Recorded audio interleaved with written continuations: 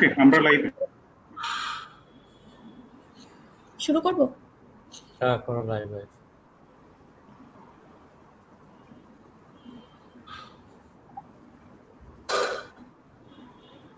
We are in live, Benjamin. Okay. Bangladesh RMG is not just about factories, it's about innovation, technology, sustainability practice, compliance, branding, and leadership. Hello everyone, আসসালামু আলাইকুম। বুনন B এর নিয়মিত আয়োজনে বুনন B পরিবারের পক্ষ থেকে আমি শেহজাবিন আপনাদের সকলকে ওয়ার্মলি ওয়েলকাম করছি। আজকের পুরো লাইভ সেশন জুড়ে আমি থাকছি আপনাদের সাথে এবং আমাদের সাথে থাকছেন আমাদের সকলের অত্যন্ত প্রিয় ও পরিচিত মুখ Samit sir Mohammad Salauddin, adviser of textile and garments merchandising and head of operation বুননবি, এবং আরও আমাদের সাথে থাকছেন আমাদের টেক্সটাইল সেক্টরের স্টুডেন্ট লিডার আমির খসরু ভাইয়া। ওকে, our official sponsor Ansar Clothing Limited, and in collaboration with Ecoin in association with Textile and Garments Merchandising, and our media partner is Textile Focus. আমরা কি জানি টেক্সটাইল আর আরএমজি ইন্ডাস্ট্রিটা আসলে কত বড়, কিভাবে নিজেদের ইন্ডাস্ট্রি উপযোগী করে গড়ে তুলতে হবে, এবং কোন কোন ডিপার্টমেন্টের কাজগুলো কি কি, প্রত্যেকটা ডিপার্টমেন্টের কমপ্লেক্সিটিগুলো কিভাবে আছে এবং নিজেদেরকে আমরা কিভাবে তৈরি করতে পারি এসব চ্যালেঞ্জগুলোকে মোকাবেলা করার জন্য। আপনারা জেনেই থাকবেন আমাদের বিগত লাইভ সেশন সিরিজগুলোতে ইন্ডাস্ট্রি লিডারদের সাথে যখন আমরা কথা বলেছি তখন আমরা স্বভাবতই যে ফিডব্যাকটা পাচ্ছি সেটা হচ্ছে আজকাল ইন্ডাস্ট্রিতে ফ্রেশ গ্র্যাজুয়েট হিসেবে টেক্সটাইল ইঞ্জিনিয়ারদের জন্য ফ্যাক্টরিতে বা ইন্ডাস্ট্রিতে পারফর্ম করাটা ভীষণ কষ্টকর হয়ে যাচ্ছে। So from the day one সেই আউটপুটটা কিন্তু ইন্ডাস্ট্রি সঠিকভাবে পাচ্ছে না। সেই লক্ষ্যে ইন্ডাস্ট্রি একাডেমিয়া কোলাবোরেশনের পার্ট হিসেবে বুনন বি নিয়ে এসেছে দারুণ এই সিরিজ প্রোগ্রামটি, meet with the industry owners. আজ আমরা কথা বলবো বাংলাদেশের গার্মেন্টস ইন্ডাস্ট্রি এমন একজন পথপ্রদর্শক ব্যক্তিত্বকে নিয়ে যিনি আমাদের দেখিয়ে দিয়েছেন সাস্টেইনেবল ফ্যাক্টরি ভবিষ্যতের জন্য কতটা অপরিহার্য অংশ। কথা বলছি আমাদের আজকের অতিথি প্লামে ফ্যাশনস লিমিটেডের ম্যানেজিং ডিরেক্টর এবং সাবেক বিকেএমইএ প্রেসিডেন্ট আমাদের পরম শ্রদ্ধেয় স্যার এমডি ফজলুল হক স্যারকে নিয়ে। সমিত স্যার, আসসালামু আলাইকুম, কেমন আছেন? আলহামদুলিল্লাহ ভালো আছি, আপনারা ভালো আছেন? আলহামদুলিল্লাহ, জি আলহামদুলিল্লাহ, আমরাও ভালো আছি। তো বন্ধুরা, আপনারা কি জানেন প্লামে ফ্যাশনস কিন্তু শুধু একটি ফ্যাক্টরি না, এটা এখন বিশ্বের সবচেয়ে পরিবেশ বান্ধব গার্মেন্টস ফ্যাক্টরিগুলোর মধ্যে একটি। ইতিমধ্যেই কিন্তু এই ফ্যাক্টরি লিড প্ল্যাটিনাম সার্টিফিকেশন পেয়েছে, যা গ্লোবাল লেভেলে এক অসাধারণ অর্জন বলে আমি মনে করছি। এখানে আরও রয়েছে সোলার প্যানেলের মাধ্যমে আধুনিক সৌরবিদ্যুৎ উৎপাদনের ব্যবস্থা, ডেলাইট অপটিমাইজ স্কাইলাইট আর গ্লাস ওয়াল, যা কার্বন নিঃসরণ কমিয়েছে প্রায় 35% পর্যন্ত, আর ওয়াটার সেভিং সিস্টেমে বছরে প্রায় 40% ওয়াটার কনজাম্পশন করা যাচ্ছে। সো আমি শুনেছি বিগত সময়ে স্যার সবসময় একটা কথা বলতেন, সেটা হচ্ছে সাস্টেইনেবিলিটি শুধু ফ্যাক্টরির খরচ বাঁচানোর জন্য না, এই প্র্যাকটিসটা হচ্ছে এমন একটা প্র্যাকটিস যেটা ফ্যাক্টরি একই সাথে ব্র্যান্ড পজিশনিং এবং বড় বড় আন্তর্জাতিক যে ব্র্যান্ডগুলো আছে এগুলো মানে গ্রিন ফ্যাক্টরি থেকে প্রোডাক্ট কিনতে এখন অন্যান্য কোম্পানিরা মানে বায়াররা অনেক বেশি আগ্রহী। সো এটা খুবই গুরুত্বপূর্ণ ব্র্যান্ড পজিশনিং এর ক্ষেত্রে, মানে যারা সাস্টেনেবল হবে আর কি, তাদের জন্য রয়েছে বড় ধরনের বিজনেস অ্যাডভান্টেজ। সো এখন আমি যদি স্টুডেন্টদের প্রশ্ন করার জন্য বলি, আমি বলবো যে আপনারা নির্দ্বিধায় প্রশ্ন করতে পারেন। কমেন্ট বক্সে আমাদের প্রশ্ন করার জন্য অপশন রয়েছে, আপনারা আপনাদের কোয়েশ্চেনগুলো থ্রো করতে পারেন এবং যথাসময়ে স্যার আপনাদের প্রশ্নের উত্তরগুলো দিবেন। সো আমি সালাউদ্দিন স্যারকে বলবো কন্টিনিউ করার জন্য।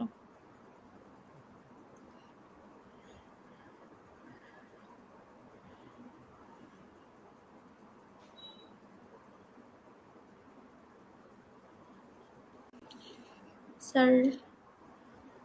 স্যার আপনি একটু মিউট করে নেওয়া হতো, কথা শোনা যাচ্ছে না তবে। মিউট হয়ে আছে সালাউদ্দিন ভাই। হ্যাঁ, ঠিক আছে। ধন্যবাদ।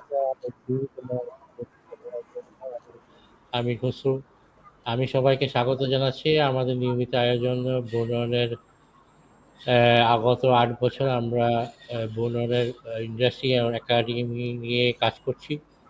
সেই দিক দিয়েই আজকের এই আয়োজনে আজকে আমাদের 5ম এপিসোড। আমি সর্বপ্রথম আমার অন্তরস্থল থেকে আমার শ্রদ্ধেয় বড় ভাই ফজলু ভাইকে আমার কৃতজ্ঞতা জানাচ্ছি আমাদের সাথে যুক্ত হওয়ার জন্য। এবং আমি অতি প্রথমেই আমি ফজলু হক ভাইকে বলবো যে আপনি যদি আমাদের আগামী প্রজন্মের যারা এই টেক্সটাইল নিয়ে পড়াশোনা করছে বা যারা ক্যারিয়ার প্ল্যান করছে, ম্যাক্সিমাম ভিউয়ার্স আমাদের সেই দিকের ভিউয়ার্সই বেশি। তো আপনি যদি আপনার জীবনের শুরুর যাত্রা থেকে গ্রিন যাত্রা পর্যন্ত যদি আমাদেরকে প্রথম বলতেন, দিয়ে শুরু করতেন, তবে সময়ের সাথে সাথে আমরা এই অনুষ্ঠানকে এগিয়ে নিয়ে যাবো সামনের দিকে। ফজলু ভাই। ধন্যবাদ সালাউদ্দিন ভাই, ধন্যবাদ যারা এই অনুষ্ঠানের আয়োজনের সঙ্গে আছেন এবং যারা এই অনুষ্ঠান দেখছেন বা শুনছেন, সবাইকে আসসালামু আলাইকুম। আমি আসলে টেক্সটাইলের ছাত্র না, মানে ঘটনাচক্রে আমার আমি ব্যবসা প্রশাসনের ছাত্র, ঢাকা ইউনিভার্সিটির আইবি এর ছাত্র ছিলাম। ওখান থেকে মানে আমাদের ব্যবসায়িক পরিবার, বাট তারপরেও ঘটনাচক্রে আমার এই ব্যবসায় আসা, সেটা অনেক বড় গল্প, অনুষ্ঠানের একটা বড় অংশ শেষ হয়ে যাবে। কিন্তু আমি যদি এই গ্রিনের গল্পটা বলি, সেটা অত্যাধুনিক গল্প। ছোট্ট একটা গল্প আছে গ্রিনের গল্পটা। এই গল্পটা হচ্ছে যে আমি বিকেবির প্রেসিডেন্ট ছিলাম 2004 থেকে 2010 সাল পর্যন্ত। তো এই সময় ধরেন আমরা প্রচুর জাতীয় এবং আন্তর্জাতিক সেমিনারে বাংলাদেশ সম্পর্কে এত বেশি নেতিবাচক কথা শুনেছি, এত বেশি গালাগাল শুনেছি, যে এক ধরনের বিতৃষ্ণা নিজেদের উপরে ছিল যে আমরা কি এত খারাপ। এরকম একটা সময় 2013 সালের 24শে এপ্রিল রানা প্লাজার সেই ভয়াবহ দুর্ঘটনা আপনারা হয়তো অনেকেই দেখেছেন বা শুনেছেন, যে যেখানে সহস্রাধিক শ্রমিকের করুণ মৃত্যু হয়েছিল যে দুর্ঘটনায়। এই দুর্ঘটনার পরপর কিন্তু মানে বাংলাদেশের পোশাক শিল্পের অস্তিত্বের সংকটে পড়ে গিয়েছিল। বিদেশে বাংলাদেশে তৈরি পোশাক বর্জনের আহ্বান হয়েছে, অনেকে স্টোরে সামনে সাইনবোর্ড লাগানো হয়েছে যে তারা বাংলাদেশের তৈরি পোশাক বিক্রি করে না।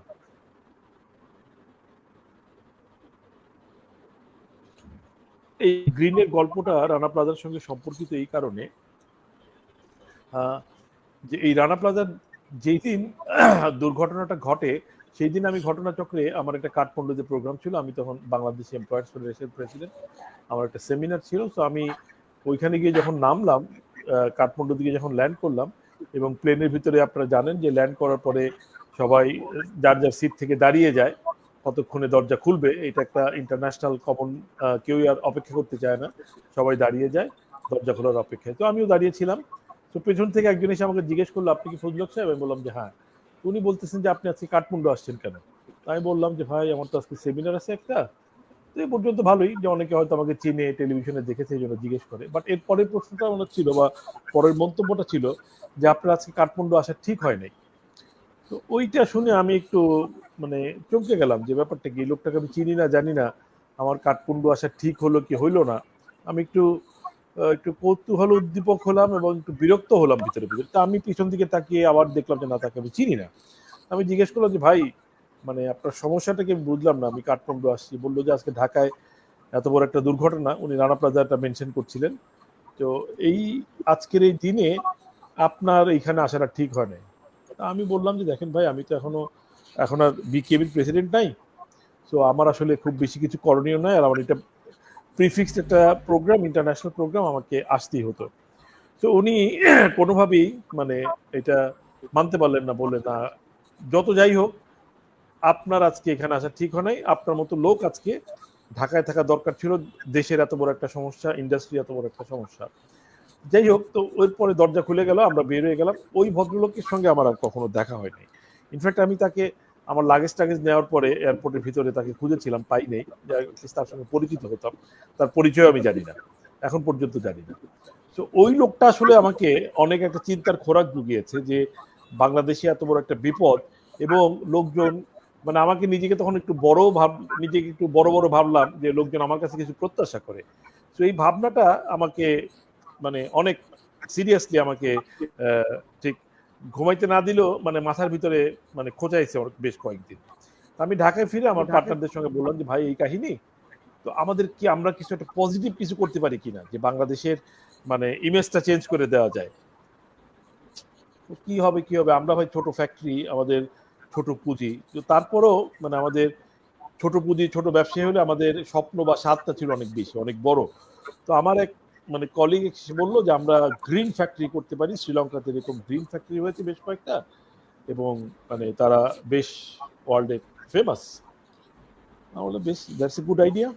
তা আমরা ওই শ্রীলঙ্কার এইটা হলো মানে আমার এই গ্রিনের আসার গল্প। এবং তখন ওই শ্রীলঙ্কার এই ফ্যাক্টরি যিনি কনসালটেন্ট তাকে নিয়ে আসলাম, তার সঙ্গে কথা বললাম, এবং আমাদের মানে মাথায় তখন ভূত চেপে গেল যে টাকা কই থেকে আসবে, কে দিবে জানি না, লাভ হবে না লোকসান হবে তাও জানি না, আমাদেরকে গ্রিন ফ্যাক্টরি করতে হবে। এবং আমরা প্রথম দিনই একটা নিলাম যে আমরা পৃথিবীর 1 নম্বর একটা ফ্যাক্টরি করব। কনসালটেন্ট সাহেবকে বললাম, উনি রাজি হলেন না, বললেন যে না, উনি হয়তো আমাদের দেখে পছন্দ হয় নাই, তো বললেন যে উনি করবেন না। যাই হোক, পরে আমাদের জোরাজুরিতে উনি রাজি হলেন। এটা খুবই সংক্ষেপে আমাদের এই গ্রিন গার্মেন্টসে আসা, যে বাংলাদেশের গার্মেন্টস নিয়ে যত সমালোচনা যত কিছু, আমরা সময়ের চেয়ে এগিয়ে থাকতে চাই যে আমরা। এবং পাশাপাশি তখন আপনারা জানেন অ্যাকর্ড অ্যালায়েন্সেরও একটা মানে একটা প্যারালালি একটা কাজ চলছিল। সো একদিকে যেমন আমরা সেফটি সিকিউরিটির দিকটাও দেখলাম, এবং প্লামি ফ্যাশন আমরা যখন সার্টিফিকেট পাই 2015 সালে, আমরা পৃথিবীর নাম্বার 1, শুধু গার্মেন্টস সেক্টরে না, যত রকম কারখানা আছে তার ভিতরে আমাদের স্কোর ছিল highest. So we are the number 1 factory in the world at that time. এবং তখন এই গ্রিনের কনসেপ্টটাও বাংলাদেশে একেবারেই নতুন। তো এইটা ছিল আমাদের এই গ্রিন যাত্রা। এবং আমাদের আজকে একটা ভালো লাগছে, ব্যবসা বাণিজ্য কতটুকু সফল হয়েছে জানি না, কিন্তু একটা জায়গায় আমরা অত্যন্ত সফল, যে বাংলাদেশে আজকে প্রায় 300-র মতো কারখানা গ্রিন সার্টিফিকেট পেয়েছে, তার ভিতরে প্রায় 100খানেক লিড প্লাটিনাম সার্টিফিকেট পেয়েছে। এবং আমরা লোকজন স্বীকার করুক বা না করুক, বাট আমরা নিজেদেরকে মনে করি যে আমরা এই গ্রিনের পথপ্রদর্শক। এবং বাংলাদেশে আজকে যে গ্রিন ফ্যাক্টরি হওয়ার একটা মানে অলিখিত আন্দোলন, সেই আন্দোলনে আমরা মানে লোকজনকে উৎসাহিত করতে পেরেছি, পথ দেখাতে পেরেছি, আমরা তাদেরকে ইনডিরেক্টলি প্রভাবিত করতে পেরেছি এখানে আসার জন্য। সো এইটা আমার মনে হয় বাংলাদেশের গার্মেন্টসের ক্ষেত্রে যে একটা নেগেটিভ ইম্প্যাক্ট ছিল, নেগেটিভ ইমেজ ছিল, অ্যাকর্ড অ্যালায়েন্সের এই সেফটি সিকিউরিটির পাশাপাশি এই গ্রিন আন্দোলন এবং এই গ্রিন মুভমেন্ট এই ফ্যাক্টরির ক্ষেত্রে বাংলাদেশের পুরো ইমেজটাই চেঞ্জ হয়ে গেছে। যদিও আনফর্চুনেটলি এই গ্রিনের যে ইমেজটা, এইটা থেকে খুব বেশি ব্যবসায়িক সুবিধা আমরা দেশ হিসেবে নিতে পারিনি, সেটা আবার ভিন্ন আলাপ। সো সালাউদ্দিন ভাই, এই ছিল আমার গল্প সংক্ষেপে, এইটি হলো গল্প। এবং যারা টেক্সটাইলে আছেন, আমি মনে করি যে বাংলাদেশের গার্মেন্টস সামনের দিকে অনেক এগিয়ে যাবে, টেক্সটাইল এবং গার্মেন্টস।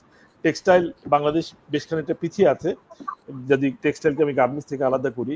এবং আজকের যে সমস্ত তরুণ তরুণীরা মানে এই এবং উজ্জ্বল মানে ব্রিলিয়ান্ট ছেলেপেলেরা আজকে টেক্সটাইল সেক্টরে পড়াশোনা করতে আসছে বা পড়াশোনা করছে বা পাস করে গেছে। কারণ আমাদের সময় ছিল এরকম যে টেক্সটাইল ইঞ্জিনিয়ারিং কিন্তু খুব বেশি মানে এটা টপ রেটেড চয়েস ছিল না, যে textile university.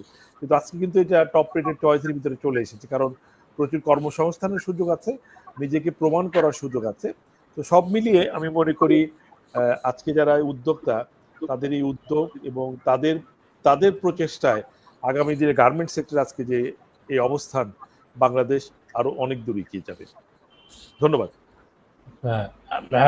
Thank you Fazlul হক ভাই। আমরা জানতে পারলাম যে কোন ইন্সপিরেশন থেকে একটা জেদ আপনার ভিতরে কাজ করছিল, সেই জেদটা চ্যালেঞ্জ নিয়ে আপনি 2014 সালে মনে হয়, আমরা 12 সালের পরের ঘটনাই আপনি 2013 সালের থেকে আমরা এটা কাজ শুরু করি। এটা ফ্যাক্টরি চালু হয়েছে 2015 সালের শুরুর দিকে, 1.5 বছরের মতো সময় লাগছে আমাদের এই ফ্যাক্টরিটা। এটা অনেক সাহসী পদক্ষেপ ছিল, আপনার সেই সাহসী পদক্ষেপের কারণে হয়তো আজকে আমরা 300 সহজভাবেই মনে হয় পাচ্ছি এখন গ্রিন ফ্যাক্টরি।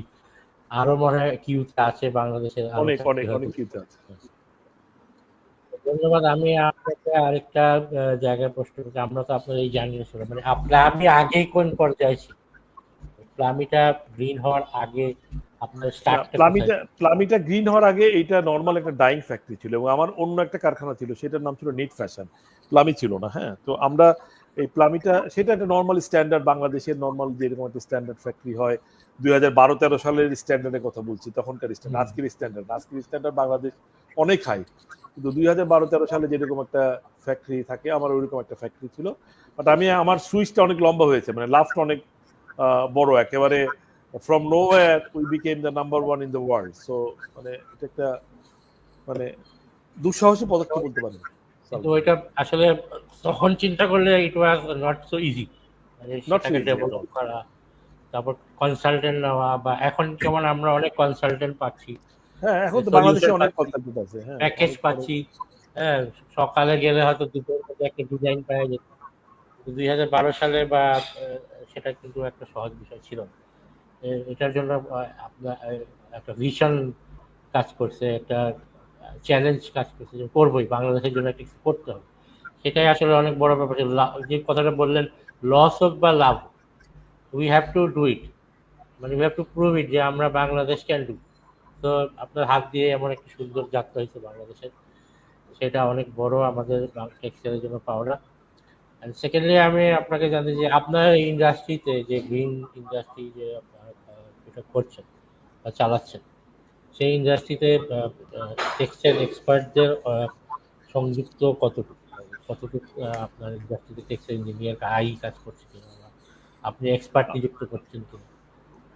অবশ্যই এক্সপার্ট ছাড়া তো আপনি যখন একটা মানে আমাদের এই টপ রেটেড ফ্যাক্টরি যেখানে আমরা আমি একটু বলেন, এক্সপার্ট মানে আমরা কিন্তু দুই ধরনের কথা, আমরা অনেক অনুষ্ঠান করছি, এর মধ্যে আলোচনায় আসছে যে বর্তমানে যেটা দেখা যাচ্ছে যে আমাদের একটা গ্রুপ আছে যারা 20 বছর 25 বছর ফিজিক্যালি বা প্র্যাকটিক্যালি অভিজ্ঞ, এবং যারা ইন্ডাস্ট্রিয়ালে পড়াশোনা করে আসতেছে, এবং তারা যখন ইন্ডাস্ট্রিতে ঢুকতেছে তাদের সাথে প্রায় সবাই এই কথাটা বলছে যে হয়তো মাইনে নিচ্ছে না বা নিচ্ছে না, বা আমাদের বাংলাদেশে যেমন আমার মনে হয় আপনিও হয়তো এগ্রি করবেন যে অলমোস্ট এখনো কিন্তু ওই মালিকদের মধ্যে এক্সপার্টিজের ব্যাপারটা মাইন্ডে আসে, এক্সপার্টিজ লাগবে বা ফ্যাক্টরিটা আই দিয়ে চালানো দরকার, এই ব্যাপারগুলো আসে না। আপনার ক্ষেত্রে কি মানে কি ব্যাপারটা কি কাজ করছে?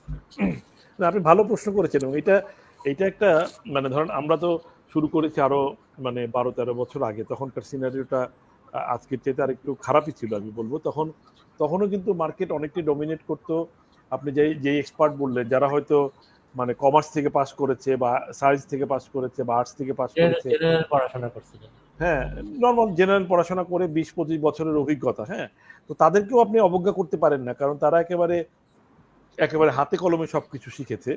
কিন্তু আবার আজকের দুনিয়ার জন্য যে পুঁথিগত বিদ্যাটাও দরকার, যে আধুনিক চিন্তা ভাবনাটা দরকার, সেইখানে আবার তারা পিছিয়ে ছিল। তো আমরা প্রথম দিন থেকে যেটা চেষ্টা করেছি একটা কম্বিনেশন করার, হ্যাঁ, যে যারা এরকম হাতে কলমে শিখে এসে অভিজ্ঞ হয়েছে তাদেরকেও যেমন আমরা মানে জায়গা দিয়েছি, এবং আমরা মানে তরুণদের বিশেষ করে আইতে আমাদের ফ্যাব্রিক সেকশনে, নেটিং সেকশনে, ডাইং সেকশনে আমরা টেক্সটাইল ইঞ্জিনিয়ার এবং ইন্ডাস্ট্রিয়াল ইঞ্জিনিয়ারিং যারা আই থেকে যারা পাস করেছে তাদেরকে আমরা বিশেষ সুযোগ দিয়েছি।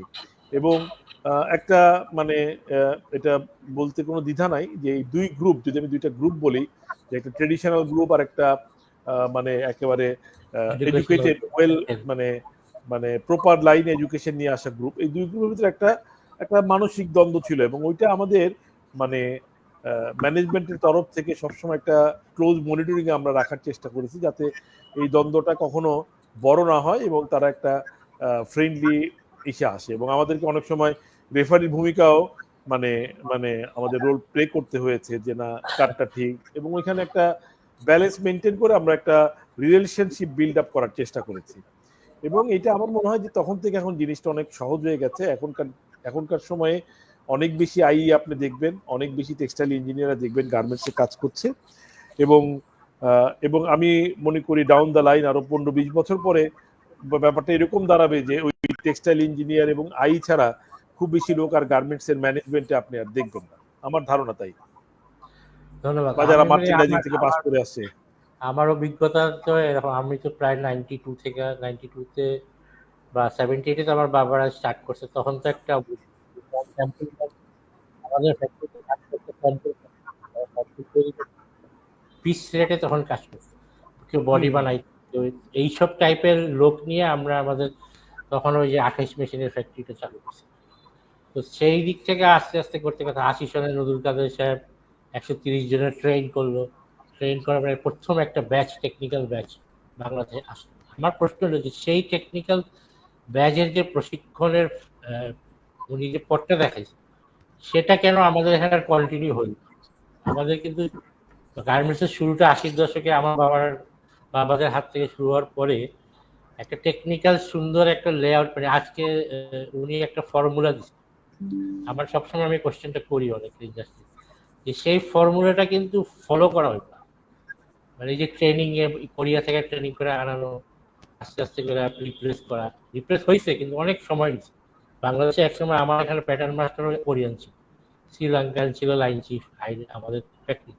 কিন্তু আজকে কিন্তু আমাদের ওই জায়গায় কিন্তু কোনো বিদেশি লোকগুলো ম্যাক্সিমাম হলো মিড লেভেল ম্যানেজমেন্ট বা সিইউ এই পর্যায়ে।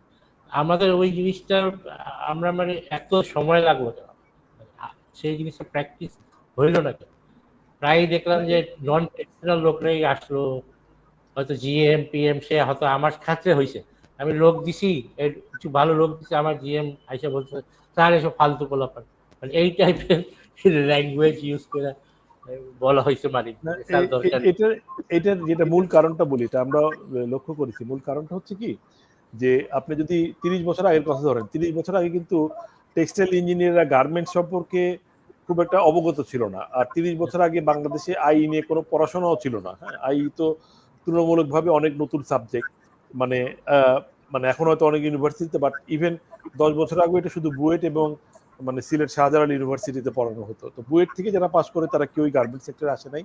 শাহজালাল ইউনিভার্সিটি থেকে যারা পাস করেছে আইতে, তারা অনেকেই গার্মেন্টস সেক্টরে কাজ করেছে। ফলে তখন কিন্তু সাপ্লাইটাও ছিল না। আপনার যে এক্সপার্ট, আপনার ওয়েল এডুকেটেড, মানে প্রপার লাইনের এডুকেটেড যেই লোকজনদের গার্মেন্টসে যারাও অ্যাভেলেবেল ছিল, তারা আবার গার্মেন্টস সম্পর্কে, ধরেন গার্মেন্টস সম্পর্কে আমাদের সামাজিক মর্যাদার যে কথাটা ধরি, সেটা কিন্তু আজকেও খুব মানে খুব বড়, এটা আমি মনে করি না। হ্যাঁ, আমি অনেককে আবার ঠাট্টা করে আমি অনেকে ঠাট্টা করে বলি যে গার্মেন্টস চাকরি করে এইরকম ছেলের সঙ্গে আপনার মেয়েটা বিয়ে দিবেন, এটা আপনি 10 বার ভাববেন। হ্যাঁ, এটা এখনো সামাজিক অবস্থাটা এরকম আমি বিশ্বাস করি। হ্যাঁ, এবং 30 বছর আগে বা 40 বছর আগে বা 20 বছর আগে এই অবস্থাটা আরো খারাপ ছিল। ফলে যারা একটু ব্রিলিয়ান্ট ছেলে পেলে, তারা কেউ গার্মেন্টসে আসার কথা চিন্তাই করতো না। হ্যাঁ, কেউই চিন্তা করতো না গার্মেন্টসে আসার কথা। তো এই কারণে যে আপনি যেটা বললেন সালাউদ্দিন ভাই, যে কেন সময়টা বেশি লাগছে, আমার মনে হয় সময়টা বেশি লাগার এইটি কারণ। এখনো যদি ধরেন, এখনো সবচেয়ে ভালো ছাত্রটা এবং বুয়েট থেকে যারা আইতে পাস করছে, আপনি আমাদের ইন্ডাস্ট্রিতে বুয়েটের আই গ্রাজুয়েট আমার জানা মতে কোথায় আমি একজনের কথা শুনেছিলাম, বাট আমি কমনলি আমার চোখে পড়ে নাই। হ্যাঁ, যে তারা কেউ গার্মেন্ট সেক্টরে আসছে। সো এই যে আমাদের একটা সোসাইটির একটা অবস্থান এবং গার্মেন্টসের সামগ্রিক মানে সামাজিক মানমর্যাদা, এবং এইটাও একটা বড় কারণ যে আমরা আমাদের ব্রিলিয়ান্ট ছেলেগুলোকে হয়তো যথাযথভাবে আকৃষ্ট করতে পারছি না আমাদের ইন্ডাস্ট্রির প্রতি। এটা একটা আমার মনে হয় যে এই গ্যাপটা দূর হলে আরো অনেক ব্রিলিয়ান্ট ছেলে মেয়েরা গার্মেন্টসে আসবে, এবং আমাদের সামনের দিকে এগিয়ে যাওয়ার জন্য আমাদের নিজস্ব মানে এক্সপার্টের কোনো বিকল্প নেই। আপনি শ্রীলঙ্কা বা ইন্ডিয়া দিয়ে মানে ভাড়া করা লোক দিয়ে আপনি খুব বেশি দূর এগোতে পারবেন না। সারা পৃথিবীর ইতিহাস কিন্তু সেইটাই বলে যে আপনি একটা ডেভেলপমেন্টের সময় আপনি বাইরে থেকে লোক নিয়ে আসেন, ফাইন, কিন্তু আপনি এইটা সাস্টেইনেবল করতে হলে, এই ডেভেলপমেন্টটা সাস্টেইনেবল করতে হলে আপনার নিজস্ব ওয়ার্কফোর্স লাগবে, যারা অ্যাভেলেবেল ওয়ার্কফোর্স লাগবে, যারা এই দেশের মাটি, যারা এই দেশের কালচার জানে, এই দেশের সবকিছু বুঝে। তাদেরকে যখন আপনি করাবেন, মানে একই এক্সপার্ট যখন শ্রীলঙ্কা বা বাংলাদেশ থেকে আসবে, সমমানের এক্সপার্ট যদি হয়, বাংলাদেশি লোকটা অবশ্যই অ্যাডভান্টেজিয়াস পজিশন থাকবে, কারণ উনি বাংলাদেশের কালচারটা জানেন, বাংলাদেশের মানে মাটিতে উনি বড় হয়েছেন। সব মিলিয়ে ইন্ডাস্ট্রি এগিয়ে যাওয়ার ক্ষেত্রে আমার মনে হয় যারা আপনারা এই এখন পড়াশোনা করছেন বা পড়াশোনা করাচ্ছেন টেক্সটাইল বা মার্চেন্ডাইজিং, যেটা মার্চেন্ডাইজিং এক অর্থে মানে আমি অনেক সময় বলি, আমার গার্মেন্টস মিটিংয়ে বলি, এটা হচ্ছে heart of the whole garments. হ্যাঁ, যে এরা আসলে হয়তো খুব টেকনিক্যাল এডুকেশন আগে কেউই পড়াশোনা করে মার্চেন্ডাইজিং আসে নাই, এবং তাদেরকে কিন্তু আসলে সবকিছুই দেখতে হয়, তাদের কোয়ালিটি সম্পর্কেও খেয়াল রাখতে হয়, প্রোডাকশন সম্পর্কেও খেয়াল রাখতে হয়, সাপ্লাই চেইনের খবরও রাখতে হয়, আবার বায়ারের সঙ্গে অর্ডারও নেগোশিয়েট করতে হয় up to some extent. So মানে মার্চেন্ডাইজিং জবটাও কিন্তু অনেক জটিল, এবং এইখানে এই যে নন টেকনিক্যাল ছেলেপেলেরাই এতদিন, যেহেতু টেকনিক্যাল ছেলেপেলে এখানে আসে নাই, তারাই ডমিনেট করেছে।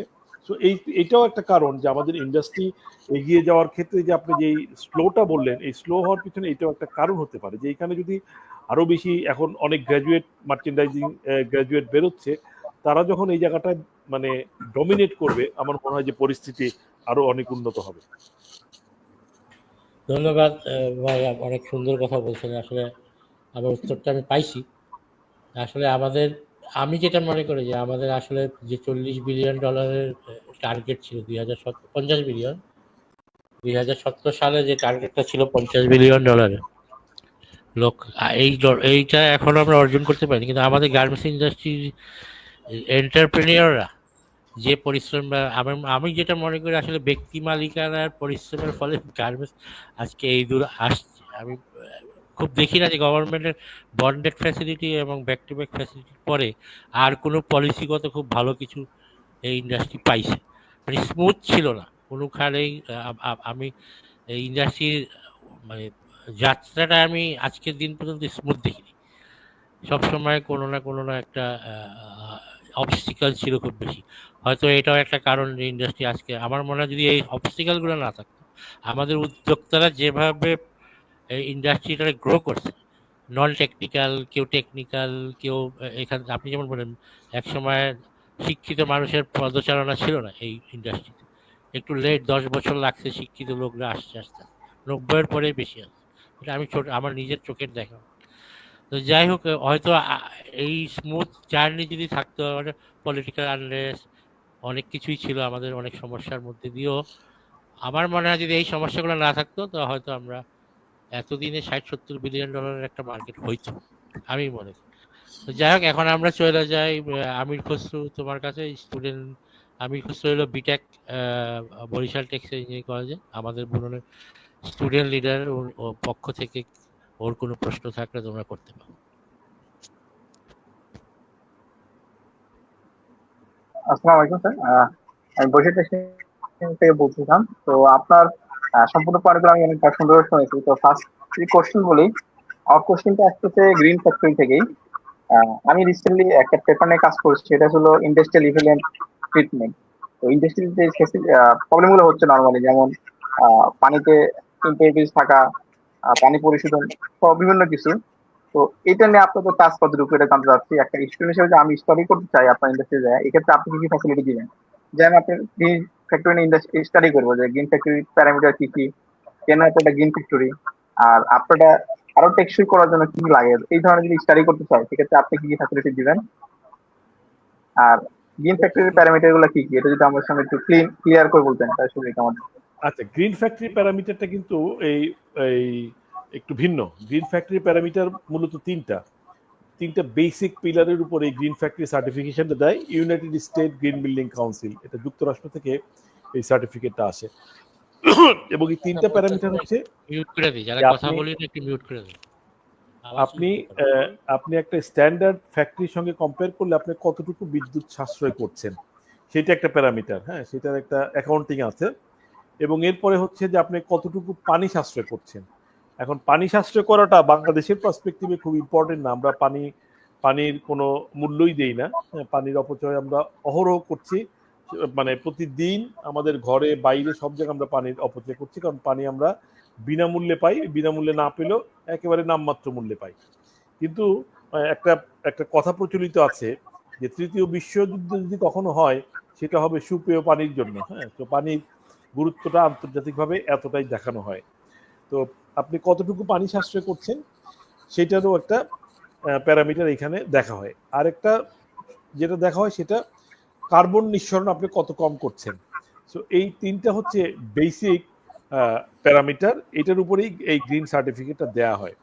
আর আপনার যে প্রশ্ন যে আমরা মানে বিশেষ করে ডাইং ফ্যাক্টরি যারা আছে, গার্মেন্টস তো মানে পানিকে ওইভাবে আর দূষিত করে না যদি ওয়াশিং না থাকে বা ডাইং না থাকে, কিন্তু সেইটা এই গ্রিন সার্টিফিকেটের সঙ্গে সরাসরি সম্পৃক্ত না।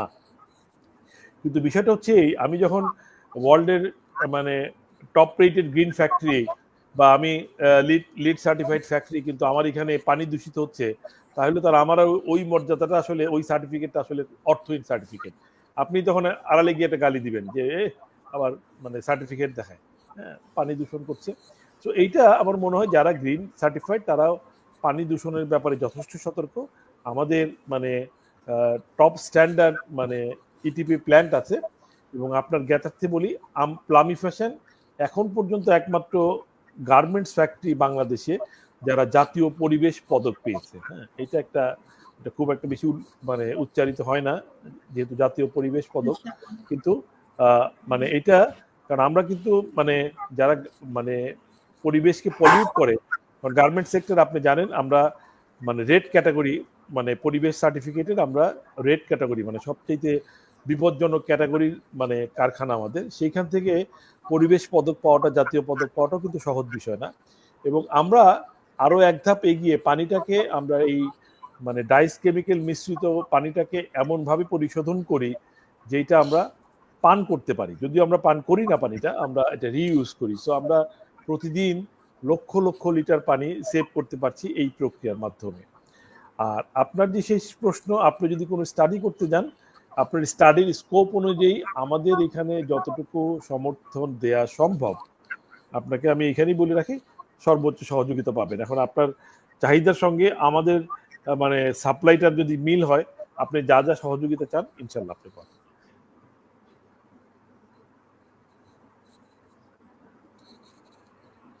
ধন্যবাদ স্যার সুন্দরভাবে উত্তর দেওয়ার জন্য। রোহি, আপনাদের কমেন্ট কোনো প্রশ্ন? আমি আবারও অনুরোধ করব শিক্ষার্থীরা যারা আজকে আমাদের লাইভ সেশনটি দেখছেন তারা অনুগ্রহপূর্বক কমেন্ট বক্সে আপনাদের কাঙ্ক্ষিত প্রশ্নটি করবেন। ইনশাআল্লাহ আজকে আমাদের সম্মানিত স্যার আপনাদের সকল প্রশ্নের উত্তর দেবেন। সো আমি স্যারকে ব্যক্তিগতভাবে একটা প্রশ্ন করব। তার আগে আমি বলে নিচ্ছি আমাদের দর্শক শ্রোতাদের জন্য, আপনাদেরকে আমি একটা কোশ্চেন করি। আপনারা কি মনে করেন যে বাংলাদেশের সব ফ্যাক্টরি যদি এভাবে গ্রিন ইন্ডাস্ট্রিতে রূপান্তরিত হয় তাহলে আমাদের টেক্সটাইল সেক্টরের ভবিষ্যৎ কতটা এগিয়ে যেতে পারে? আপনারা প্লিজ আপনাদের মতামতটা জানাবেন আমাদেরকে, কমেন্টে জানাতে অবশ্যই ভুল করবেন না ইনশাআল্লাহ। তো আমির খসরু ভাইয়া প্লিজ আপনি কন্টিনিউ করেন। একটা প্রশ্ন আছে মানে আসিফ বিন আসগর। হ্যাঁ, আমি দেখলাম প্রশ্নটা, ওটা কি উত্তর দিব? জি জি শিওর স্যার। আচ্ছা, তো আমি যে ওই প্রশ্নটা দেখলাম, এটার উত্তরটা কিন্তু আমি অনেক একটুখানি আমার প্রারম্ভিক বক্তব্যে বলেছি যে এই যে আজকে বাংলাদেশে এতগুলো গ্রিন ফ্যাক্টরি হয়েছে এবং আমরা বলতেই পারি Bangladesh is a land of green factories, এইরকম একটা অবস্থানের পরেও এইটার যে মার্কেটিং বেনিফিট, অর্ডারের বেনিফিট, এটা কিন্তু আমরা আসলে অ্যাজ এ হোল নিতে পারি নাই। কারণ এটা আমাদের ব্যর্থতা, কারণ এটাকে আমাদের ব্র্যান্ডিং আমরা করতে পারি নাই।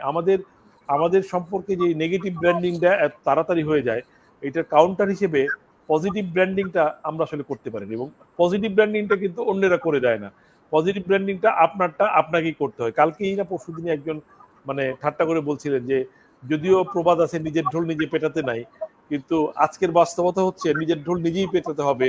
অন্যের এত সময় নাই, তার কোনো ঠেকাও পড়ে নাই সোজা বাংলায় বললে, যে আপনার ঢোল এসে সে পিটাই দিবে। হ্যাঁ, so this is hard reality, যে আপনার ঢোল আপনাকেই পিটাইতে হবে, এটি বাস্তবতা। তো আজকের এই বাস্তবতায় আমাদের এই যে আমরা ল্যান্ড অফ গ্রিন ফ্যাক্টরিজ, প্রায় 300 গ্রিন ফ্যাক্টরি হওয়ার পরে এবং টপ রেটেড 100 ফ্যাক্টরির ভিতরে 70-80টা হয়তো বাংলাদেশে, এরকম একটা অবস্থানের পরেও আমরা এইটার একটা প্রপার ব্র্যান্ডিং যেটা সেটা আমরা করতে পারিনি। ফলে হচ্ছে কি যে এইটার একটা কান্ট্রি ইমেজ, এইটা নিয়ে যে একটা কান্ট্রি ইমেজ তৈরি করা, সেই কান্ট্রি ইমেজটা আমরা তৈরি করতে পারি নাই। এর ফলে যে আমরা একটা বাড়তি পয়সা বায়ারদের কাছ থেকে আদায় করব, সেরকম পরিস্থিতিও আমরা যেতে পারিনি। আর পয়সা আদায় করার ব্যাপারটা ভিন্ন, কারণ হচ্ছে এটা আবার 1-to-1 যখন নেগোসিয়েশন হয়, তখন আমরা নেগোসিয়েশনে এটা আবার ভিন্ন আলাপ, যে আমরা নেগোসিয়েশনে মেবি আমরা পৃথিবীর সবচেয়ে মানে নিচের দিকে আছি নেগোসিয়েশন ক্যাপাসিটিতে।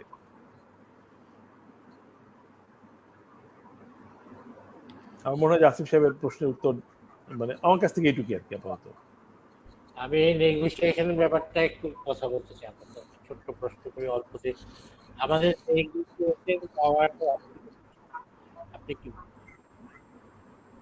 আমরা কেন বায়ারের সাথে না বলার প্র্যাকটিসটা নাই, হচ্ছে না। নেগোসিয়েশন পাওয়ারের মানে বাধাটা কোথায়? আমরা ফেয়ার প্রাইস নিয়ে ফাইট করতে পারতেছি না। এটা কি অনেক সময় বলা হয় কথা যে ঋণের বোঝার কারণ থাকতে পারে, আমাদের আনপ্ল্যান লোড আছে অনেক, এইটাও হতে পারে, অথবা আমরা এখন রেডি না, বা যেটা বলে প্রপার প্রচার প্রচারণা পৌঁছাচ্ছে না, এমনও হতে পারে। বা আমাদের কম্পিটিটর দেশগুলো কি আমাদের থেকে কম অফার করে, বা বায়ার বলে কম দেয়, সেটা কি আসলে ইটস গেম? এটা দুইটা দিক সাউদিম। একটা হচ্ছে আমি যেটা বললাম যে যখন একটা কান্ট্রি ইমেজ থাকে তখন হয় কি বায়ারদের একটা মেন্টালিটি তৈরি হয় যে Bangladesh is not a cheap, এবং আমরা আবার আমাদেরকে সবসময় মানে আমরা চিপ চিপ লেবারের দেশ এইগুলো বলে বলে বায়ারদের একটা মাইন্ডসেট তৈরি করে দিয়েছি। হ্যাঁ, সেটা কিন্তু নেগোসিয়েশনের জন্য একটা খারাপ। যে বায়ার, যেমন আমার এক ফ্রেন্ড একবার, এক বায়ার ফ্রেন্ড, আমরা একসঙ্গে হংকং থেকে ফিরছিলাম, হঠাৎ করে ওর সঙ্গে আমার হংকং এর ফ্লাইটে দেখা। ও আসছিল হংকং থেকে, আমি ওদের অন্য জায়গা থেকে আসছিলাম। যে ফ্লাইটে দেখা, তো বললো এই দেখো আমি বাংলাদেশের ফ্লাইটে ঢুকলাম, আমি কিন্তু আমার প্রাইস 10% কমাই দিলাম, যে আমি 10% কমে বাংলাদেশ থেকে কিনতে পারবো, আমি চায়নায় যে প্রাইসে কিনেছি তার থেকে 10% কমে কিনতে পারবো। এই যে একটা মাইন্ডসেট, এটার একটা পজিটিভ দিক আছে যে বাইরে হয়তো আমাদের দিকে এখানে আসতে উৎসাহিত হয়, কিন্তু নেগেটিভ দিক হচ্ছে যে আমরা আসলে ন্যায্য মূল্যটা পাচ্ছি না। এবং এই দোষটা আমি বায়ারদেরকে দেই না, আমরা বায়ারদেরকে গালাগালি করি তারা প্রাইস দেয় না, কিন্তু বাস্তবতা হচ্ছে যে এই যে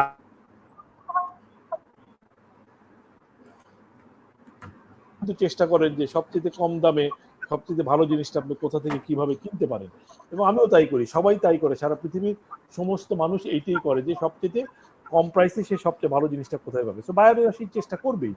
আমরা যদি তাকে এটা প্রতিরোধ করতে না পারি তাহলে দোষটা বায়ারের কাছে দিয়ে আমাদের দায় এড়ানোর মতো মনে হয়। এইখানে হচ্ছে কি আমাদের মনের জোরটা অনেক কম, আমরা আসলে বায়ারদেরকে না বলতে সাহস করি না।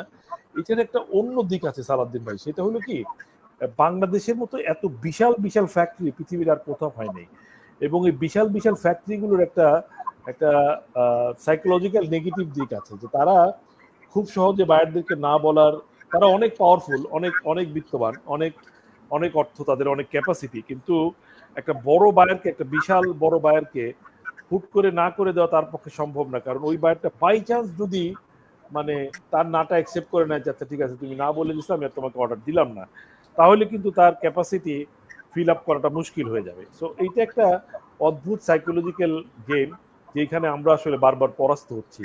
তো যতদিন পর্যন্ত আমরা সাইকোলজিক্যালি আমাদেরকে আরো স্ট্রঙ্গার পজিশনে না নিতে পারি এবং আমরা এক ধরনের নিজেদের ভিতরে ঐক্য গড়ে তুলতে না পারি। ধরেন আমি যখন বিকেবির প্রেসিডেন্ট ছিলাম তখন আমি একটা চেষ্টা করেছিলাম যে কিছু বেসিক আইটেমের, যেমন basic T shirt, basic polo shirt, এটার একটা মিনিমাম প্রাইস আমরা বেঁধে দিব, যে এই প্রাইসের নিচে যদি কাজ নেয় আমরা বিকেবি থেকে তাকে ইউডি দিব না। তো কিন্তু এইটা বাংলা আনফর্চুনেটলি যারা বড় বড় প্লেয়ার মানে তাদের মানে বিরোধিতার কারণে আসলে হয় নাই, যে মানে ওপেন মার্কেটে বিজেপি কেন ডিকটেট করবে। সো বাট আমার মনে হয় যে ওইটা যদি আমরা করতে পারতাম তাহলে আজকে মানে প্রাইসের সিনারিওটা একটা ভিন্ন অবস্থানে আমরা থাকতে পারতাম। আরেকটা আমাদের বাস্কেটটাও এখনো বড় হয়, প্রোডাক্ট বাস্কেটটাও সেটা তো একটা বিষয়, আপনি যখন প্রোডাক্ট বাস্কেট বেশি থাকবে, আপনি যখন মার্কেট বাস্কেট বেশি থাকবে, আপনার কাছে যখন অপশন বেশি থাকবে তখন হয়তো আপনি না বলার সাহসটাও বাড়বে, এটি স্বাভাবিক। হ্যাঁ, আপনার নির্ভরশীলতা যত কম জায়গায় বা একটা পণ্যের জায়গায় বা একটা একটা বিষয়ের উপর বেশি, তখন আপনার বার্গেনিং পাওয়ারটা কম থাকে, এটি স্বাভাবিক। অনেক অনেক ধন্যবাদ। এখন রুহি কি প্রশ্ন করতে চাইছিল? স্যার, আমাদের কমেন্ট সেকশনে কয়েকজন কোশ্চেন করেছে, আমি ফার্স্টে তাদের প্রশ্নতে চাই। ফিউচার লিডার হিসেবে নিজেকে গড়ে তোলার জন্য টেক্সটাইল ইঞ্জিনিয়ারিং স্টুডেন্টদের কি কি প্রস্তুতি গ্রহণ করা উচিত? মানে এখানে বোঝানো হয়েছে যে কেউ যদি গার্মেন্টস ব্যবসায় আসতে চায় বা এরকম ইচ্ছা পোষণ করে থাকে তাহলে তাদের এখন থেকেই তাদেরকে কি কি বিষয়ে খেয়াল রাখা উচিত এবং কি কি প্রস্তুতি নেওয়া উচিত?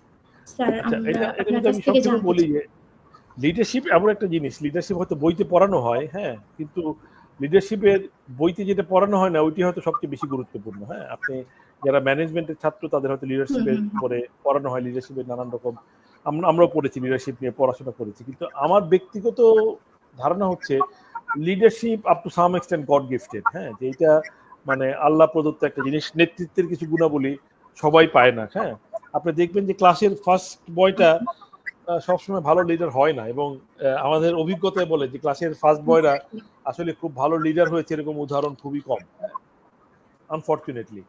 সো তো leadership is something different. Leadership, আপনার যদি লিডারশিপ গ্রো করতে হয় আপনার পড়াশোনার বাইরে, আমি যেটা মনে করি যে বাইরের জগৎ, আপনার প্রাসঙ্গিক বাইরের জগৎ সম্পর্কে অনেক ভালো ধারণা থাকা দরকার। আর যিনি প্রশ্ন করেছেন উনি যদি ব্যবসা করতে চান সেইটার ব্যাপারে যদি মানে মিন করে থাকে, তাহলে আমি বলবো ব্যবসা করার জন্য এক ধরনের মানে সাহসী মানসিকতা দরকার। হ্যাঁ, এটা যদি পার্থক্যটা বুঝে দিই যে ব্যবসায় লাভ বেশি, আপনি দেখবেন যে আপনার পাশে ব্যবসায়ী উনি গাড়িতে চড়ছেন, উনি হয়তো প্রতি বছর নতুন মোবাইল কিনছেন, কিন্তু যিনি চাকরি করছেন তিনি এটা করতে পারছেন না। তো দুই জায়গার বেনিফিট দুই রকম, দুই জায়গার রিস্ক দুই রকম। চাকরি যিনি করছেন ওনার কিন্তু মাস শেষে ওনার ইনকামটা কম হোক বেশি হোক ওটা কিন্তু ফিক্সড, মানে নেহায়ত কোনো দুর্ঘটনা না হলে ওটা কিন্তু ফিক্সড, ওইটা উনি পাবেনই। হ্যাঁ, দু একদিন আগে আর পরে। কিন্তু যিনি ব্যবসা করছেন তার কিন্তু কোনো মুনাফাই, পৃথিবীর এমন কোনো ব্যবসা নাই যে ব্যবসার মুনাফা গ্যারান্টেড। হ্যাঁ, এমন কোনো প্রতিষ্ঠান নাই যে বলতে পারে যে আমার এত প্রফিট হবেই, বিশেষ করে আপনি যখন একটা নতুন ব্যবসা করবেন। তো আর নতুন ব্যবসার শুরুতে প্রফিটে যাওয়াটা সবসময় একটা বড় চ্যালেঞ্জিং। তো ব্যবসায় আসতে হলে এরকম একটা চ্যালেঞ্জ নেওয়ার মন মানসিকতা থাকতে হবে। আর একটা ছোট্ট পরামর্শ আমি সবাইকেই দিই যে ব্যবসা করতে হলে আপনার সর্বস্ব পুঁজি বিনিয়োগ করে কোনো ব্যবসা চালু করবেন না। কারণ আপনি ব্যবসা করলে যে সাকসেসফুল হবেন এই গ্যারান্টি কিন্তু পৃথিবীর কেউ আপনাকে দিতে পারবে না। যতই মানে আপনার বন্ধু সাকসেসফুল হয়েছে একই ব্যবসায়, সেই ব্যবসাতে যে আপনি সাকসেসফুল হবেন এটার কিন্তু কোনো গ্যারান্টি নেই। বাংলাদেশে মানে হাজার হাজার কারখানা, এখানে যেমন আপনার সাকসেস স্টোরি যেমন জানেন, এখানে কিন্তু failure story, number of failure story এটা কিন্তু আরো অনেক বেশি আমার ধারণা।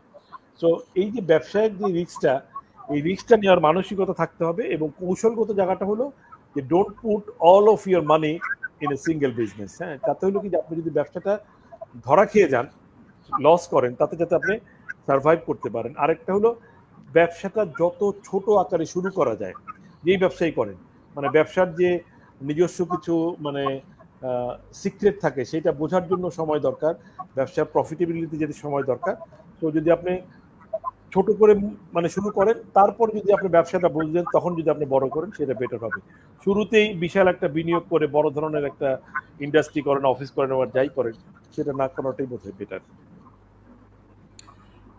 আরেকটা আমি স্টুডেন্টদের হয়ে একটা প্রশ্ন করতে চাই, সেটা হলো যে আমাদের এখানে তো অ্যাকচুয়ালি এখন বর্তমানে তো অনেক ডেভেলপ হয়েছে। টেক্সটাইল ইঞ্জিনিয়াররা কি অনেক টেক্সটাইল ইঞ্জিনিয়ারিং বিএফটি থেকে খান্দামারিয়া প্রাইভেট, তারপর পাবলিক বিশ্ববিদ্যালয় থেকে কিন্তু এখন যেভাবে হোক সিলেবাস যে অবস্থাতেই থাক, ছেলেরা নিজের যেমন উদ্যোক্তারা নিজের চেষ্টায় গার্মেন্টস কাটাচ্ছে।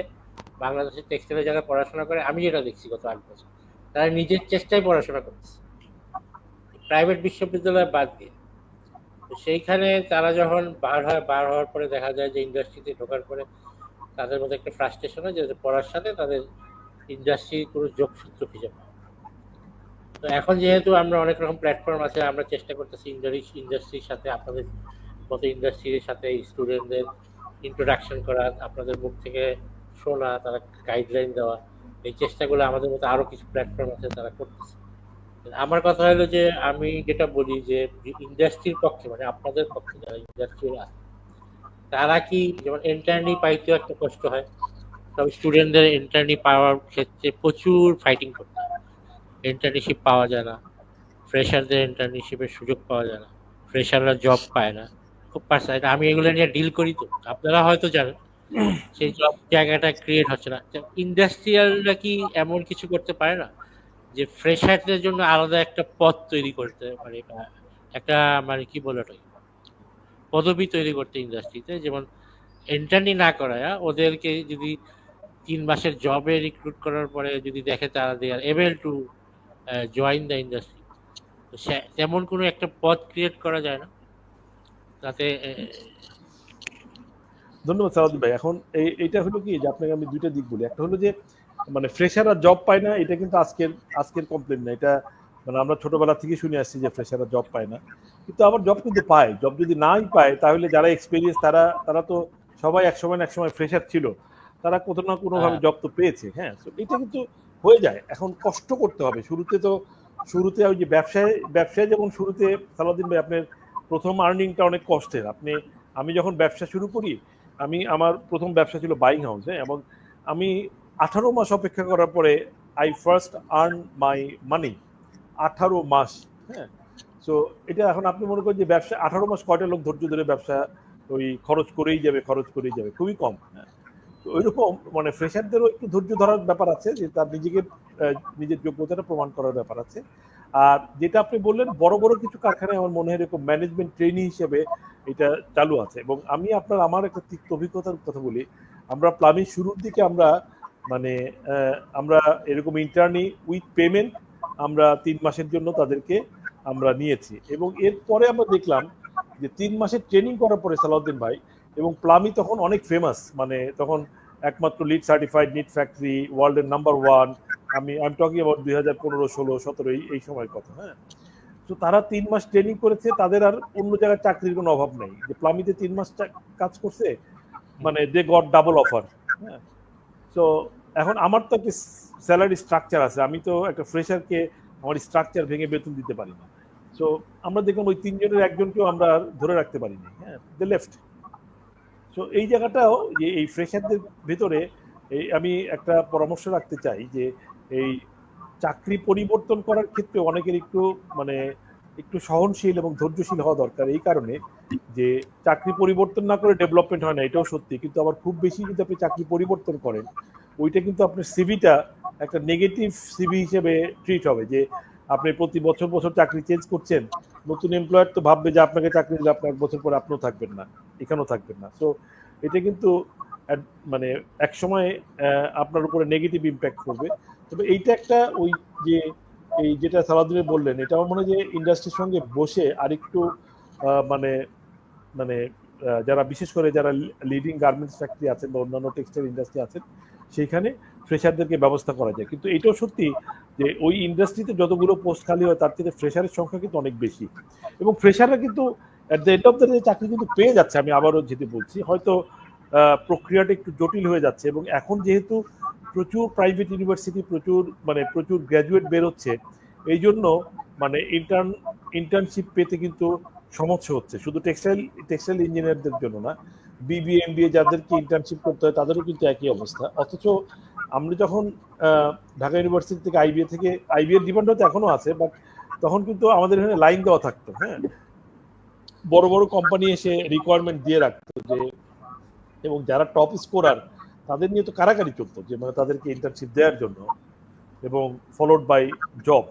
সো এইটা এখন যেহেতু নাম্বার অফ গ্র্যাজুয়েটস অনেক বেড়ে গেছে, সেই হয়তো সমস্যাটা একটু বড় হয়েছে। কিন্তু আমার মনে হয় যে এইটা নিয়ে যদি আপনারা বুননের পক্ষ থেকেও বিজিএমই, বিকেএমই, বিটিএমএ এই 3টা সংস্থার সঙ্গে বৈঠক করেন, তারা যদি এক ধরনের নীতিমালা তৈরি করে দেয়, আমার মনে হয় যে এটা ইন্ডাস্ট্রিরও লাভ হবে, যে ইন্ডাস্ট্রিও শুরুতে একজন টেক্সটাইল গ্র্যাজুয়েটকে তার মানে যাত্রার সঙ্গে সঙ্গী করে নিতে পারলো। এবং সেই ক্ষেত্রে আপনাদের যেটা দেখতে হবে, যাতে স্টুডেন্টদেরও একটা কমিটমেন্টের জায়গা থাকে, যারা তাকে প্রথম চাকরি দিচ্ছে একটা মিনিমাম সময় যেন উনি ওইখানে তাকে একটা সার্ভিস দেয়। আমার মনে হয় যে এইখানে সালাউদ্দিন ভাই আপনি একটা ভূমিকা নিতে পারেন, এবং এক্ষেত্রে যদি আমার কোনো সহযোগিতা দরকার হয়, certainly I will extend my helping hand. Thank you very much. আমরা অ্যাকচুয়ালি যে কোশ্চেনটা যেটা উত্তরটা চাচ্ছিলাম, সেই উত্তরটাই আপনি সুন্দরভাবে আমাদেরকে দিয়েছেন, যে আসলে এই 2টা পয়েন্ট আছে, প্রেশারদেরও ধৈর্য ধরতে হবে, একটা ভালো পয়েন্ট বলছে। আরেকটা হলো চাকরি করার সময় এই যে চাকরি সুইচ করার প্রবণতা, সেটাও কিন্তু একটা ইন্ডাস্ট্রিতে ইম্প্যাক্ট করে। একটা ইন্ডাস্ট্রি তাকে 4 বছর 3 বছর ভালোভাবে তার পিছনে ইনভেস্ট করার পরে তারা তৈরি করে, সে শুট করে জবটা সুইচ করে। সে যদি আরেকটু 1 বছর হয়তো যদি ভালো থাকে, ইন্ডাস্ট্রি কিন্তু ওয়াচ করে, ডেফিনেটলি ইন্ডাস্ট্রি ওয়াচ করে who is the best, who is performing best. এইখানে আমাদের এখানে দেখা যায় অল্পতেই সবাই খুব অধৈর্য। এটা আমি দেখছি স্টুডেন্টদের মধ্যেও আছে, এবং যারা জব করে তাদের মধ্যে আছে। এবং আমি দেখছি অ্যাপ্লিকেশনের ক্ষেত্রে, যখন একটা জবের অ্যাপ্লিকেশন আছে, তখন 50% জব অ্যাপ্লাই করে যারা জব করতেছে, জব সুইচ করে। আমি এটাও দেখছি, আমি এটা নিয়েও লিখছি এক্স্যাক্টলি অনেক কিছু। এক্স্যাক্টলি। হ্যাঁ, একটা ভালো জায়গায় সে আছে, হয়তো একটা জব অ্যাপ্লিকেশন আসলো, সে 50% লোক জব ওইখানে অ্যাপ্লাই, বেটার অপরচুনিটি। এখন কিন্তু ওই 50% নতুন ফ্রেশার সুযোগ পেল, ওইখানে তারাই সুযোগ পেল। এটাও আমাদের, এটা নিয়েও আমি অনেক কষ্ট পত্রিকায় লিখছি যে এই বাধাগুলো দূর করার কারণ ইন্ডাস্ট্রি তো চাই লোক, প্রত্যেকটা ইন্ডাস্ট্রি আর লোক দরকার, তাদের তো স্কিল লোক দরকার। তারা তো বিদেশ থেকে লোক এনে কেউ রাখতে চায়, সবাই চায় দেশের ছেলেরা পড়ুক করতেছে। আমার মনে হয় আগামী 12 বছর বা 1 যুগের মধ্যে আমাদের শিক্ষিত লোকদের পুরো রিপ্লেস হয়ে যাবে। আমার আমার আমার বিশ্বাস। একটা কোশ্চেন আছে মনে হয়, আর কোথায় কোথায় কোশ্চেন আছে। আচ্ছা, আমি একটা প্রশ্ন দেখলাম যে যারা এই যে নেমেও তো ব্র্যান্ড বাংলাদেশে মানে গার্মেন্টস মালিকরা কেন করতে পারছেন, এটা অনেক পুরনো প্রশ্ন, এবং এটা আমি বলি যে এটা আসলে সম্ভব না। হ্যাঁ, কারণ মানে বড় একটা ব্র্যান্ড আপনি বাংলাদেশ থেকে তৈরি পোশাক তৈরি করলেই হবে না, ব্র্যান্ড তৈরি করা আবার অন্য জিনিস। হ্যাঁ, ব্র্যান্ড তৈরি করাটা কিন্তু এত সহজ না, এটা অনেক কঠিন জিনিস। এরকম ইউরোপ আমেরিকার মতো জায়গায় গিয়ে বাংলাদেশ থেকে যে বিশাল পুঁজির দরকার, সেই পুঁজি বাংলাদেশের সম্ভবত কারো নেই। হ্যাঁ, দু একজন মানে চেষ্টা হয়তো করতে পারে, কিন্তু আপনি এখন এত বড় বড় জায়ান্ট প্লেয়ার আছে, আপনি ওইখানে মার্কেট আসলে টিকতে পারবেন না, তারা আপনাকে নানান কলা কৌশলে আপনাকে মার্কেট থেকে আউট করে দেবে। এইটা থিওরিটিক্যালি অনেক বলা সহজ, কিন্তু প্র্যাকটিক্যালি ধরেন যে এইটা খুব সহজ কাজ না, এটা অনেক অনেক অনেক বড় একটা কাজ। আমার মনে হয় না বাংলাদেশ এখন ওই জায়গায় পৌঁছতে পেরেছে। বাংলাদেশের এন্টারপ্রেনিয়াররা যারা ইউরোপ আমেরিকাতে একটা ব্র্যান্ড এস্টাবলিশ করার চেষ্টা করতে পারে, চেষ্টা হয়তো করা যেতে পারে, কিন্তু কাজটা কিন্তু খুব সহজ না, কাজটা আসলে অনেক চ্যালেঞ্জিং, অনেক কঠিন, এবং ফিনান্সিয়াল পয়েন্ট অফ ভিউ থেকে অনেক রিস্কি। চায়নাও ব্র্যান্ড এখনো এত পাওয়ারফুল চায়, তারাও কিন্তু ইউরোপ আমেরিকার মতো ব্র্যান্ড এস্টাবলিশ করতে পারে। এক্স্যাক্টলি, সেটাই বলতেছি, তারাও অনেকবার ফেল করছে, এখন তারা একটা সস্তা ব্র্যান্ড চালু করার চেষ্টা করতেছে, বাট ওইটাও আমাদের বোঝানো বলেছে। ব্র্যান্ড মানে সবাই মনে করে আমি একটা ট্যাগ লাগাইলাম, ট্যাগ লাগাইলাম হয়ে গেল, মানে ব্যাপারটা তো সহজ না। হ্যাঁ, ইউরোপ গেল বিক্রি হলো, সেটা অ্যাকচুয়ালি তো ব্র্যান্ডিং, ব্র্যান্ডিং ছিলাম, পড়াশোনা করছি। যাই হোক, তার কোনো আপনার মনে হয় অনেক অলমোস্ট 1 ঘন্টার হ্যাঁ, প্রায় 1 ঘন্টা কাছাকাছি হয়ে গেছে অনুষ্ঠানের শেষের দিকে। আমরা আসলে আবার হয়তো সুযোগ পেলে ফজলুল ভাই সবসময় আমার পাশে ছিলেন, আছেন, এবং আমার এই প্ল্যাটফর্মটার সঙ্গে আপনি অবশ্যই সবসময় আমাকে সহযোগিতা করেন। আমরা আদান প্রদান করি অনেক তথ্য, ফোনেও সময় দেন আমাকে অনেক সময়, আমার ব্লগের জন্য, লেখার জন্য। তো আপনার কাছে আমি কৃতজ্ঞ, আজকে আপনি আমাদের অনেক সময় দিয়েছেন, আপনি ব্যস্ততায় সময় রাতের বেলায়। আমাদের স্টুডেন্ট ফোরাম আপনার কাছে আমি প্রত্যাশা করি, আমরা চাই আসলে আমাদের এই প্ল্যাটফর্ম থেকে আগামীতে যারা ইন্ডাস্ট্রিতে কাজ করবে এবং যে ইন্ডাস্ট্রিতে যে প্রপার ভাবে সুন্দরভাবে তৈরি হয়ে ইন্ডাস্ট্রিতে যুক্ত হতে পারে এমন কিছু ছেলেপেলে আমরা তৈরি করতে চাই, যার জন্য আপনাদের সহযোগিতা আমাদের অত্যন্ত প্রয়োজন। এবং সবসময় আপনি পাশে থাকেন, আমরা আশা করি আগামীতে পাশে থাকবেন। আমাদের যেখান থেকে যেসব স্টুডেন্ট বের হয়, আমাদের ইন্ডাস্ট্রি ট্যুর করতে হয়, ইন্ডাস্ট্রি ট্যুর দিতে হয়, সেই জায়গায় আপনি আমাদেরকে সহযোগিতা করবেন ইনশাআল্লাহ। এবার আমি করছি স্টুডেন্টদের আর পক্ষ থেকে কোনো কোশ্চেন আছে আমাদের দেওয়া আছে? আমরা অনুষ্ঠান শেষ করার আগে আমরা এখন আমরা স্টুডেন্ট কি লাইনে আছে পিছনে আমরা কি ভার্চুয়াল ঘুরে আসতে পারবো প্লাবি ফ্যাশন? আমরা একটু চেষ্টা করছিলাম যে ভার্চুয়ালি প্লাবি ফ্যাশনকে দেখানো যায় আমাদের স্টুডেন্ট। যেটা দেখানোর পরে আমরা আর কোনো প্রশ্ন থাকলে নিয়ে আমরা বিদায় নিই। ফজলুল ভাইয়ের কাছে আরেকটা কথা, আপনারা তো অনেকদিন ধরে একসাথে যুক্ত আছে, আপনি হয়তো কিছু কিছু হয়তো সময় দেখছেন আমাদের এক্সেল মার্চেন্টাইজিং ব্লগের প্রায় 3.5 লক্ষ মেম্বার আমরা 8 বছরে যুক্ত করতে পারছি। আমাদের কিছু দিক নির্দেশনা আছে, আমরা কি প্রপার ওয়েতে আছি, আমাদের আর কি করা উচিত এই প্ল্যাটফর্মে? দিক নির্দেশনা দেওয়ার মতো লোক তো আমি না ভাই। এখন আপনার চেষ্টাটা, আপনি যে লেগে আছেন, এটা আপনার এই লেগে থাকাটা আমি মানে অসম্ভব প্রশংসা করি। আপনার যেই মানে আপনি একেবারে খুবই অ্যাটেন্টিভ এই ব্যাপারে, তো আপনার সাকসেসফুল না হওয়ার কোনো কারণ নাই। এবং আজকে আমরা যে সমস্ত আলোচনা করলাম এইগুলো যদি আপনার ব্লগে আপনি মানে আমি যেগুলো মনে করি যে সাকসেসফুল হওয়ার জন্য ধৈর্য ধরা, মানে ওভারনাইট সাকসেসফুল হওয়ার কোনো ফর্মুলা সারা পৃথিবীতে নাই। হ্যাঁ, ওভারনাইট সাকসেসফুল হওয়া যায় না। যে ক্ষেত্রে আপনি সাকসেসফুল হতে চান, সেটা খেলায় বলেন, সেটা মানে গানের ক্ষেত্রে বলেন, সেটা যেই ক্ষেত্রেই বলেন, ব্যবসা বলেন, ছাত্র হিসেবে বলেন, মানে ভালো কিছু করতে হলে আপনাকে সেখানে সময় দিতে হবে, আপনার সিনসিয়ারিটি থাকতে হবে, আপনার মেধা সেখানে ব্যয় করতে হবে। সো এর কোনো বিকল্প নেই। এইটি আমার মনে হয় যে মানে সবার একটা কমন জিনিস হওয়া উচিত, যে মানে আমরা যাই করি ভালো কিছু করি, এবং সেটা আপনি ভালো নিজের জন্যই করেন, আপনার ইন্ডাস্ট্রির জন্য ভালো করার দরকার নেই। আমি বলি যে আপনি নিজের জন্যই ভালো করেন। আপনি যদি নিজের জন্য ভালোটা করেন, সবাই যদি আমরা আমাদের নিজের জায়গা থেকে নিজের জন্য ভালোটা করি, তাহলে ইন্ডাস্ট্রি অটোমেটিক্যালি উপকৃত হবে।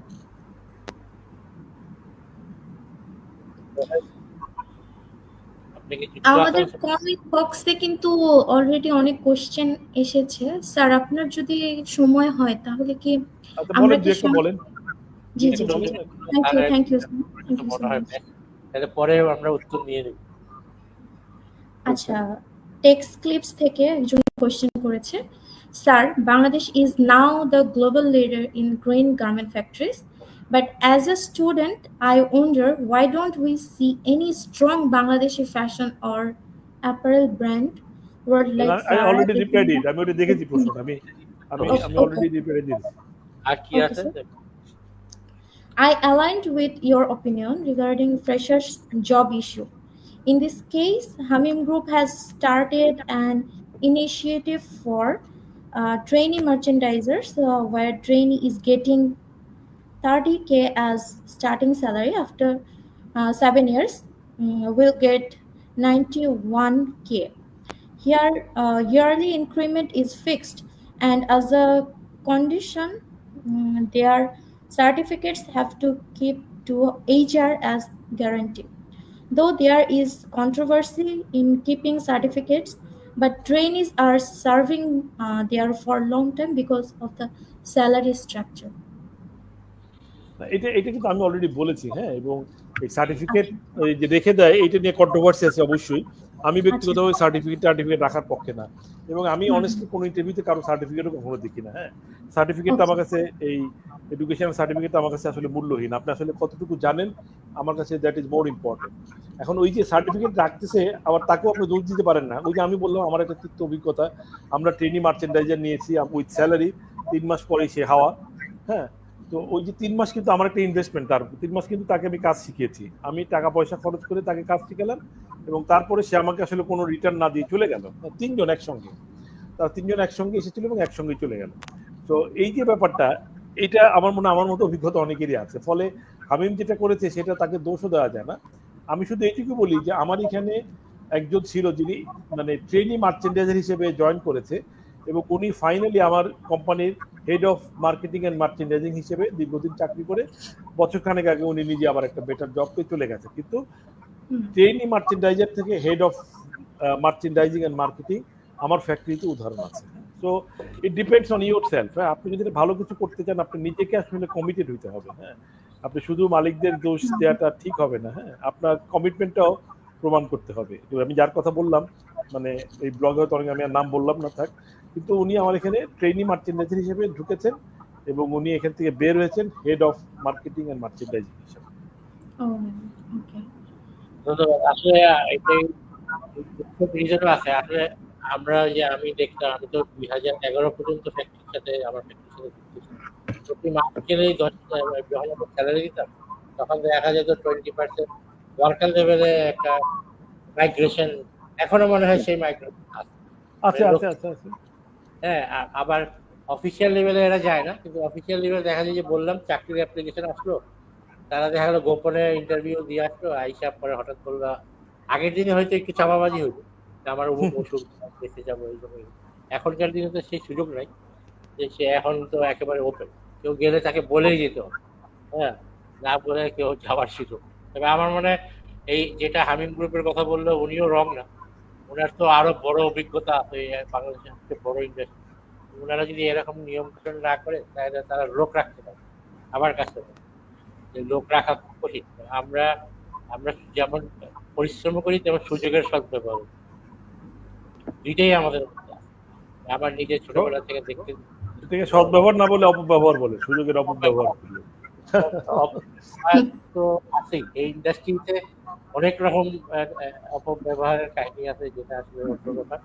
সেটা না হইলে হয়তো আজকে আমাদের ইন্ডাস্ট্রিতে রূপটা অন্যরকম হয়েছে, কিন্তু হয়তো হয়ে যাবে আস্তে আস্তে। আমাদের তৃতীয় প্রজন্ম বা আপনাদের মতো মানুষরা যারা আছে তারা ইন্ডাস্ট্রিকে ক্লিন করতেছে আস্তে আস্তে। আসলে সেক্টরটা কিছু বদনামের ভাগ করতেছে, যার কারণে আমরা বুক খুলে অনেক সময় অনেক জায়গায় কথা বলতে পারি না, পলিসি সেটাও আমাদের অনেক বড় একটা অবস্থা। এনি হাও, ওদিকে আর যেতে চাই না। বন্ধু ভাই অনেক রাত হয়ে যায়, আপনাকে অনেক অনেক ধন্যবাদ। আপনি অনেক অনেক সময় দিলেন আমাদেরকে, এবং আপনার সহযোগিতা আমরা সবসময় চাবো। আল্লাহ আপনাকে নেক হায়াত দান করুন। হ্যাঁ, আমরা চাই আপনার ইন্ডাস্ট্রি আরো বড় হোক, অনেক লোক কর্মসংস্থান করুন, অনেক কাজ করুন। আপনারা সবাইকে শুভরাত্রি বলতেছি। আমার তরফ থেকে বিদায় নিচ্ছি। ভাইজান একটু বিদায় নেন, তাহলে আমরা অনুষ্ঠানটা আমাদের রুহি শেষ করতে। আচ্ছা, সবাই বিদায় নেওয়ার আগে আমি সবাইকে ধন্যবাদ জানাই যারা আজকে আয়োজন করেছেন, আমাকে আমন্ত্রণ জানিয়েছেন। বিশেষ করে সালাউদ্দিন ভাই, উনি অনেকদিন যাবত আমাকে বলছিলেন।